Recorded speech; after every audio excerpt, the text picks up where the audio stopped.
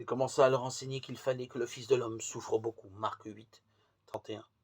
Sur la route qui le menait pour la dernière fois à Jérusalem, très doucement, patiemment, Jésus a cherché à préparer ses apôtres à l'issue tragique de sa mission. Il devinait trop bien combien cruelle serait leur désillusion, car le succès grandissant de leur maître les éloignait chaque jour un peu plus de la réalité que lui pressentait tout proche. Nombreuses guérisons qu'il avait opérées, ces miracles, avaient amplement prouvé son pouvoir surnaturel. Que pouvait-il lui arriver? De surcroît, tout laissait à penser qu'il était bien le Messie qu'on attendait. N'entendait-on pas dire sur son passage, il a bien fait toutes choses. Il fait entendre les sourds, parler les muets. Marc 7, 37.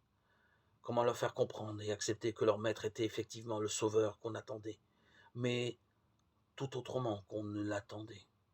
Comment leur ouvrir les yeux? Par trois fois, les trois évangélistes synoptiques s'accordent complètement sur ce point. Il a dit cette terrible vérité qu'il fallait que le Fils de l'homme souffre beaucoup, qu'il soit rejeté par les anciens, les grands prêtres et les scribes, qu'il soit tué, que 3 jours après il ressuscite. La réaction très violente de Pierre dit combien ce discours était insupportable pour les apôtres. Pierre, le prenant à part, se mit à lui faire de vifs reproches. Le malentendu était complet. À vue humaine, le Sauveur du monde doit détenir tous les pouvoirs. Mais Dieu sait mieux que nous ce dont nous avons besoin. Son amour infini pour l'humanité ne peut être perçu que dans un acte d'amour infini, le don de la vie du Fils bien-aimé.